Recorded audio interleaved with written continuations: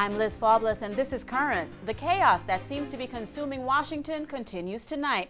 On the heels of the U.S. House failure to vote help for Hurricane Sandy victims, now comes word the federal flood insurance program is broke. They don't have the money to pay any more storm claims, and the people in charge at FEMA say they can't meet, quote, survivor needs. But at the same time, the chairman of the House committee that doles out our taxpayer dollars claims FEMA has plenty of money. Hal Rogers from Kentucky says there are no immediate relief necessities despite the conditions that continue to plague our area. And Tuesday's failure to vote on any hurricane aid package doesn't hurt anyone. Perhaps that's why Mr. Rogers' committee, Appropriations, quietly cut the $60 billion in a Senate-approved bill by more than half, down to only $27 billion. A vote on that proposal, set for Tuesday, never happened. The House Speaker, John Boehner, wouldn't allow it. Then our area's representatives read Boehner the Riot Act, and he may be caving in. At least Long Island Republican Peter King thinks so. For whatever reason, the Speaker decided not to bring it to a vote this week. Obviously, we disagreed with that, but that's in the past. The bottom line is that between Friday morning and January 15th, those two votes will bring in $60 billion that's absolutely necessary for New York, New Jersey, and Connecticut. So as far as I'm concerned, I think I can speak for all the members of New York and New Jersey delegations. It was an extremely positive meeting. Now, despite the meeting, the only thing that seems sure at this moment is that tomorrow there'll be a vote to add $9 billion to the flood insurance program. Altogether, Hurricane Sandy destroyed or damaged more than 500,000 homes and businesses throughout our area. The mess in Washington has not stopped the Catholic Church from providing real leadership and help after the storm. Church organizations were the first on the scene following the catastrophe, and this weekend, the Diocese of Fort Wayne, South Bend in Indiana will take up another special collection, the money for storm recovery. Meantime, another story is still developing tonight. Detectives in Brooklyn are hunting for the thief who stole the infant Jesus from a nativity scene outside a church in Carroll Gardens. Our Antonina Zelinska has the latest. When the administrator of Sacred Hearts in St. Stephen Parish came to his church this morning, he found that the statue of baby Jesus was missing from the outside creche. The statue of the infant is not worth anything financially. It was a sign for us, you know. For us, it's an image of Jesus, so taking it out of this and out of this context is seen as a disrespect for Christ, but also a disrespect for the people of the parish. It's disheartening because we were so happy to have this placed here, and the community was very happy, and it symbolizes unity and the birth of our Savior. It was also out here because it announced to everyone passing here on this street, which is 6th Street, what we believe. And, you know, right here we have this sign, Keep Christ in Christmas. So it was also evangelical in that sense. This is what Christmas is about to the whole world. Thanks to a donation from parishioner Louis Pepe, this was the first Christmas that a creche stood outside the church. It's more inviting to the public to see that our Lord is placed there, and He welcomes everyone who passes by to the church, you know. It just added to the significance of what the birth of Jesus is all about, and the fact that we were able to have the display at our parish just enhanced our festivities and our celebration and the meaning of what Christmas is. When Mr. Pepe found the baby Jesus missing, the police were called. They combed the neighborhood to see if the statue was placed somewhere, and they're going to look at cameras that are focused on other places but take us in. As police continue their investigation, the Monsignor has only one request for the person responsible. If it was a prank, I'm just asking the person to just return it. And a major development now in another big and important story. The students of Sandy Hook Elementary School in Newtown, Connecticut are back in new classrooms. The original Sandy Hook is where last month's massacre of 20 children, little angels, and 6 of their guardians, the principal and teachers, occurred, and it's still considered a crime scene. Today in a neighboring town, a school refurbished to resemble the old and familiar classrooms welcomed the students back. The police are calling it the safest school in America. Dawn Hochsprung was the principal of Sandy Hook. She probably was the first person slaughtered on that horrible day. In her daughter's mind, Dawn will always be part of the school. She will be with them, you know. That's a great point. Yeah, I saw a couple of her staff members and, you know, just the little pieces that they picked up of the donuts that she used to bring in, and you know, somebody's saying we're going to miss those, and I'm like, I'll bring them. You know, she'll still be there. You were telling me before, you have this letter that your mom once wrote you, and the signature says, "Yours forever, Mommy," and there's a smiley face and a heart. Mm-hmm.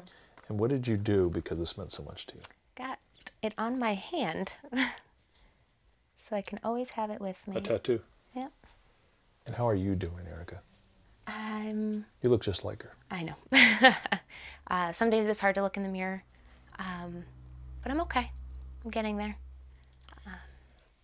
The final thing I want to ask you about is the scholarship. Tell me about that. My sister and stepfather and I have set up a scholarship fund in her name through her credit union, the Waterbury Teachers Federal Credit Union. It will be going to a Naugatuck High School student pursuing a career in education. Hopefully someone like her that has the capacity to fill half of one of her shoes. You know, somebody with the passion to want to teach, you know, somebody who wants to learn. And how could someone find out about the scholarship? We actually set up a Memorial Fund webpage for her. One of my friends, James, did that for us. It's the Dawn Hochsprung memorialfund.org.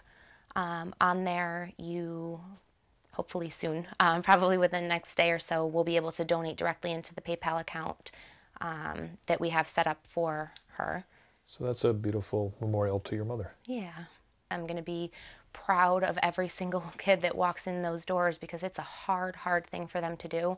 Will there be some pain in your heart, though, Erica, when you do see them going to school? She should be there. Yeah. Well, coming up next, Al Gore makes a sale. You'll be surprised. And the president signs the tax bill. Sort of. Details as Currents continues after the break.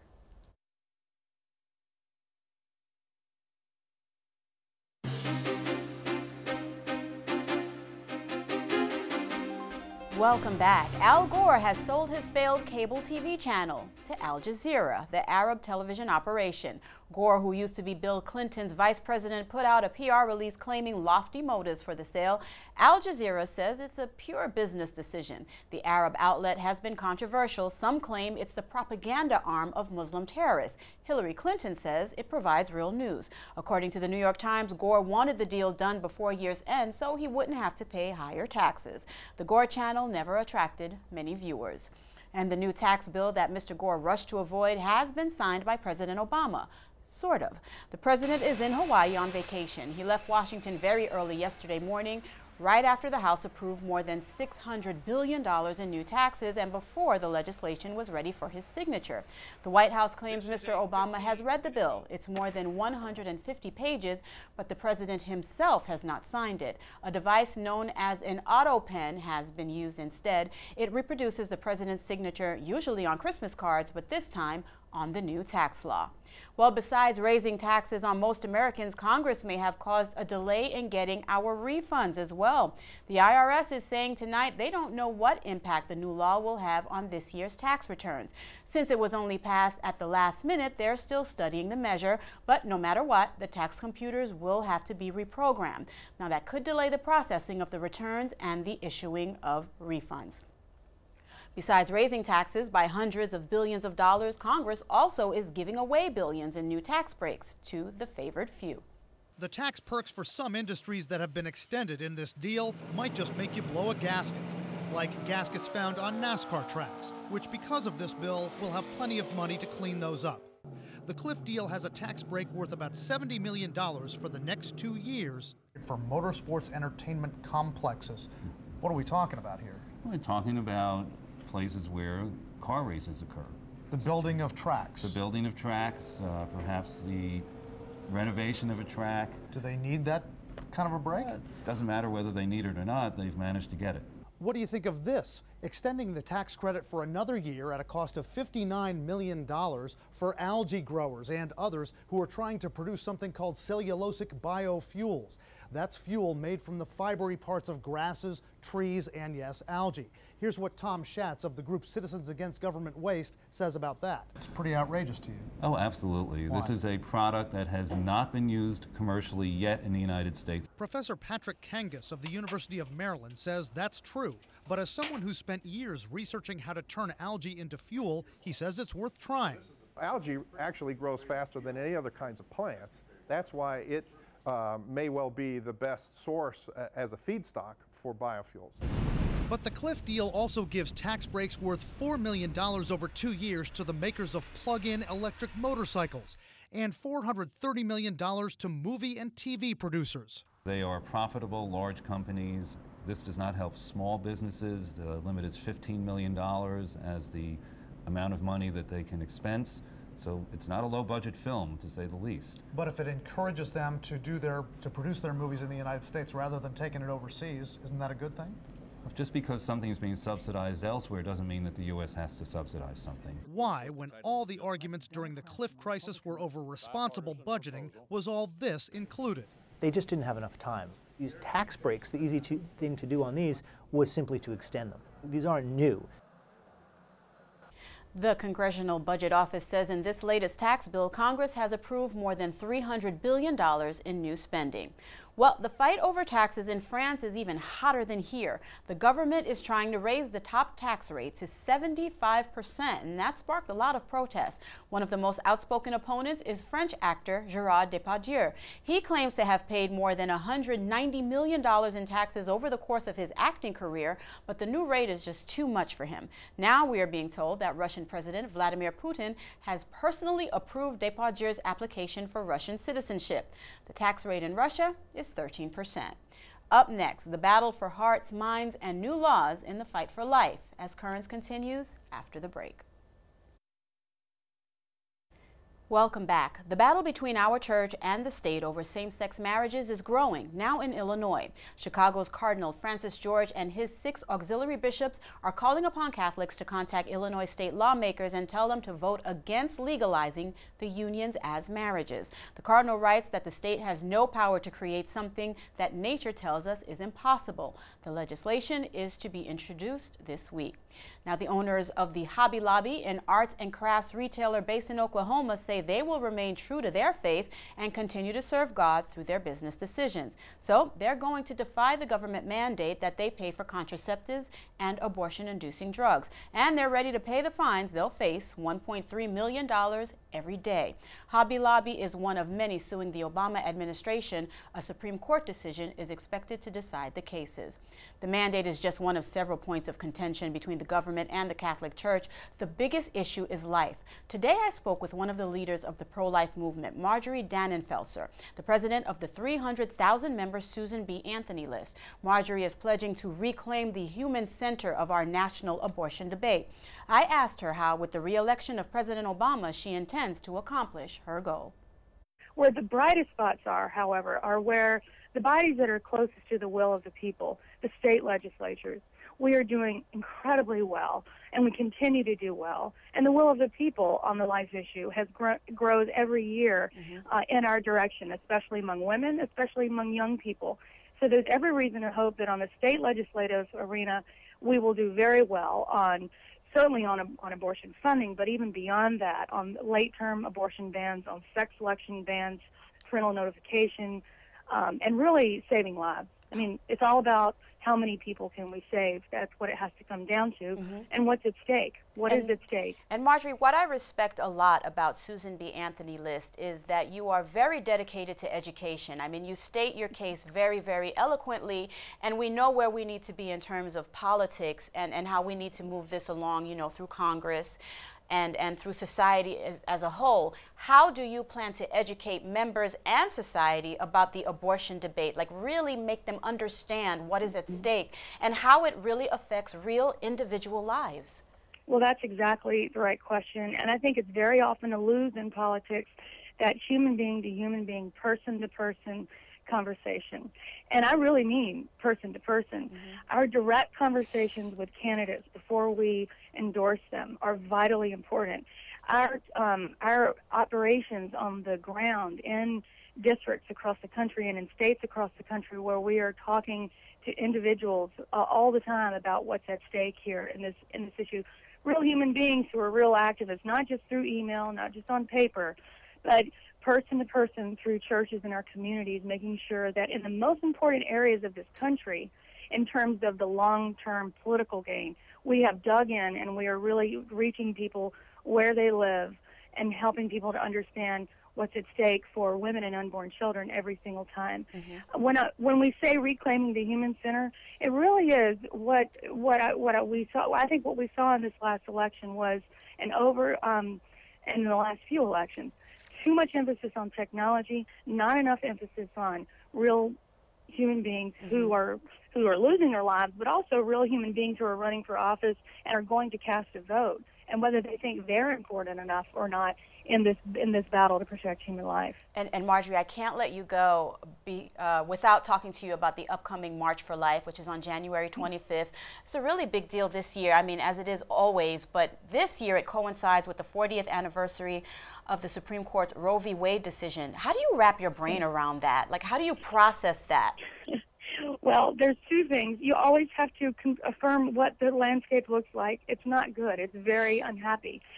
Over 50 million children dead. Not a lot of substantial progress in the law, but enormous progress in terms of what people really believe on this issue. What we plan to do during that day, actually, we're doing the thing that makes sense the most for the Susan B. Anthony list on the 22nd, and that is, and we are doing a big event welcoming all the new pro-life members of the U.S. Congress in the House and in the Senate, and so that we really show all our best and our brightest and get excited about the fight ahead, even when it's difficult and when it's hard. Doing it together, and with God's help, we know that we can do that. And just a reminder, the March for Life is set for January 25th in Washington. Well, at this time of year, we always mark first. In France, authorities are reporting that the country's first baby of 2013 was born in the town of Moulins to a lesbian couple. In Japan, an annual event to start every new year, the first walk of the penguins.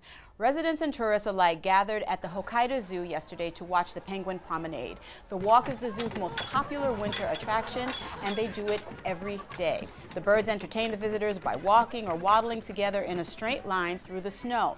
The zoo reopened yesterday after a New Year's break, and the penguin fans were there with their cameras. Now, maybe the highlight, the snow surfing bird telling the crowd to not laugh at him.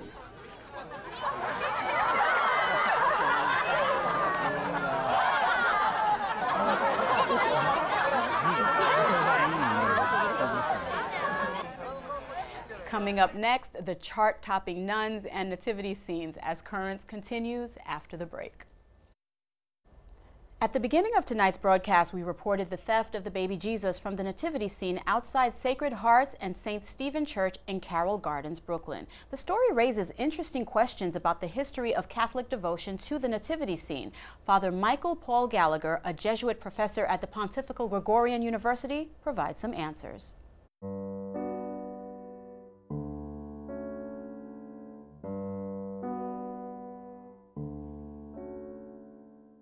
Of all the Christian symbols, the crib or the manger scene is by far the most devotional and the most deeply rooted in the Catholic tradition, although it only began really with St. Francis, so about the 12th century. And it's very strong in Italy. You have living cribs. You go to some little town outside Rome and you'll have people acting Mary, Joseph, and the various kings and so on. And it's a very alive tradition, it's a very devotional tradition, and it's probably the most eloquent speaking spiritual tradition that we've got, as opposed to other things like the Christmas tree and so on. But there's a bit more to it than that. There's also, this is a family in difficulty. This is a family without a home. This is a family that's almost a refugee family on the road. This is a family that's under threat from Herod. Even though they don't know it at that stage. So it's, I think we make Christmas perhaps a little too sweet, a little too sugary, if we forget the more conflictual side. This is a family in some difficulty, and it is into this poverty, difficulty, simplicity that Jesus is born.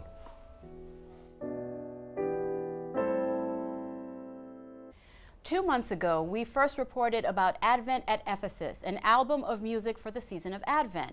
Beautifully sung by the Benedictine nuns of Mary, Queen of the Apostles, the album is a hit. It remains as the #1 album on Billboard's classical music chart for the 5th week in a row against competition for the top spot that includes Placido Domingo and the London Symphony Orchestra.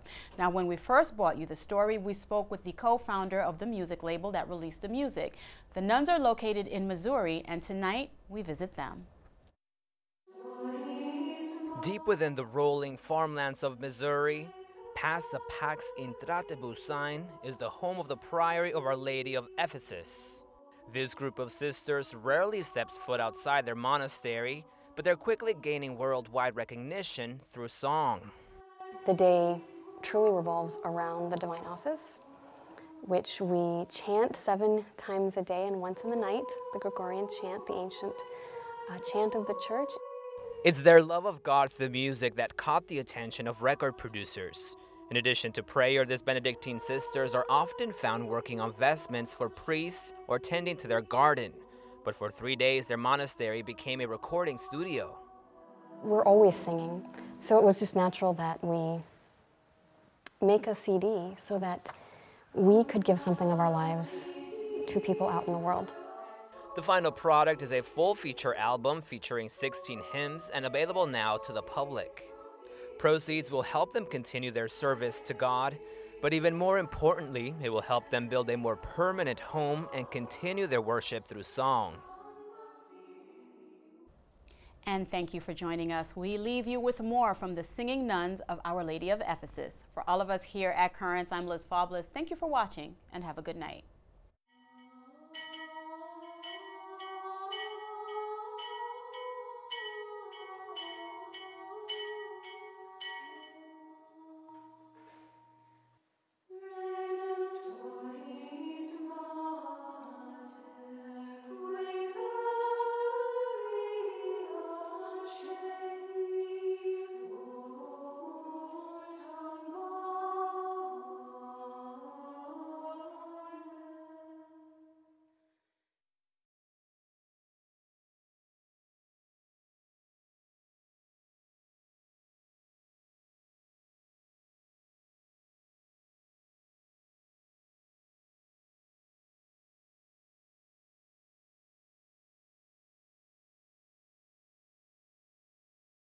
I'm Liz Faublas. Tonight on Currents, an unborn child holds her doctor's hand. We have the hauntingly beautiful and clear pictures to show you.